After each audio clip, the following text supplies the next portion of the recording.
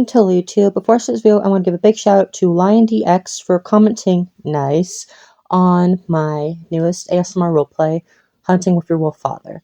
Now, he didn't exactly comment really nice, he just put nice, and yeah. So anyway, I always enjoy those comments. It really inspires me to keep going and making more content for you guys. Now that summer's here, I'm super duper excited to do more videos for you guys. I have a lot more ASMR roleplays planned, a lot more other videos planned, and some new ideas.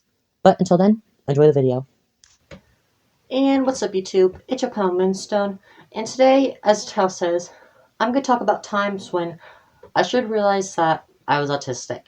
I'm serious. Now looking back at those times, I started to wish I did know sooner, because I feel like those events could have been a lot more simpler. Before I get into that, I should tell the new viewers to like, share, and subscribe, and comment down below any video ideas, because it's summer, I'm going to be posting a lot more now. And if you're not subscribed already, make sure to subscribe, because according to my YouTube studio thingy on my computer, only 17% of you guys are subscribed, so seriously, like and subscribe, or else the video will come down and crush your house, turning it into a crumbled cookie. But again, if it does turn into a crumbled cookie, at least you have enough milk and cookies to last for the rest of your life. And for Santa Claus. So anyway, the first time I should have realized I was autistic was when I first started going to this therapy place. I actually can't remember what it was called. I probably shouldn't tell you what it's called because of privacy reasons. But every Friday, my mom would pick me up from school at around 7 or 9 o'clock, a little while after my first class, and go into town, out of town, into another town. This was one town over for us.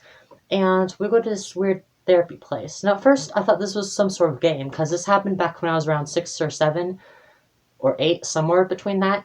And I would go into this office, and then Mom would sit in the office for a while. And my most favorite part was the ball pit. There was a small ball pit in that place, and I would just love to climb in there. But around the age of 9, she said I can't do that anymore. And at the age of 10, that's when I last went there. And I got so sad. I felt like a cool activity for me, because I literally got to miss out on the rest of school that day. And it was every Friday, mind you. Every Friday. So doing that was a heavy blow. But now that I know I'm autistic, I asked Mom about that place, and she explained to me that that was where I went to autism train, or something like that. How I learned to cope with stuff. And I was like, so it wasn't for fun? It wasn't because I was being good or something like that? It wasn't a reward of any kind? And she was like, no. And I was like, oh man. Because looking back on it now, I realized she paid someone to do things for me that I kind of already knew how to do. But I miss those days, but I'm glad that I'm all grown up now, because if I spent my whole life thinking that that trip was just a fun thing, I probably wouldn't have learned anything then. Second time, that was when I constantly touched people's stuff. As in, whenever a special person would come to school, like a police officer, or a fireman, or magician, or anything like that, I would constantly walk up to them, ask them questions, and then I asked questions about their stuff. There's one time this police officer came, I was like, ooh, what's this thing do? And I picked up his gun. I was like, no, don't touch that, don't touch that. And I was like, why? And I was fidgeting around with it, and he just swiped it away from me really fast, and that kind of made me sad. I feel like, oh, he doesn't answer my question, he doesn't like me, and that kind of made me sad. So yeah, now looking back on there, I realized how dangerous that was. I'm pretty sure it was out of bullets though, just in case this sort of thing did happen. But now looking back at that, I feel so embarrassed. I bet all my classmates were embarrassed about me doing that. I feel like my teacher was embarrassed, so yeah, I wish I knew that I was different back then, because I feel like that would have prevented a very awkward moment for them, not me. I didn't feel awkward at all. Now, the final thing when I should have realized I was autistic was when I talked back to people. Lots of times when my friends and family are talking to me and I don't understand what they're saying, I constantly talk back, trying to re-explain to them what I'm saying, and they say, no, you can't talk back, you can't talk back. And I was like, no, you have to listen to me.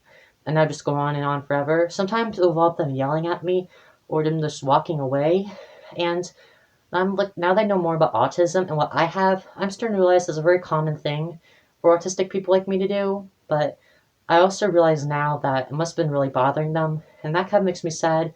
And after I learned this, I kind of went silent for a while. I didn't talk that much, I didn't chat that much, and people were starting to get worried about me and kept asking me what was wrong, but I finally confessed it, and they said, oh, it's fine, you were just curious and asking questions. And yes, I was.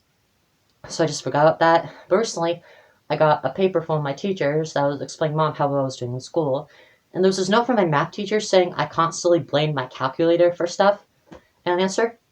Yes, I did. Mostly because it kept shutting off and typing in the wrong numbers. When I pressed 4, it would type 8. And eventually, one time I just pressed one button and it just typed random numbers. My calculator is never really the same after I dropped it. So I guess I probably should explain him what happened. But it's summer now, school's over, I won't have him as teacher anymore, so I'm just kind of chill for that. Yeah. Well guys, that's all for today's video. I'm sorry it's a little short. I had to write this. I wrote this script a while ago back in school when I still had time, and we were taking finals, so I couldn't make it very long. But I'm glad I finally did this video. My friends kept asking me to do this, and I'm honestly saying it feels good to get that off my chest, knowing that other people know and that hopefully I'm not alone in this sort of thing. But anyways guys, if you're new to the channel, make sure to comment down video ideas. I have a lot of stuff planned for the summer. I'll have ASMR videos planned, and I have lots of other stuff planned, and I'm really looking forward to doing this with you guys. Well guys, until we meet again, peace, see you later, bye.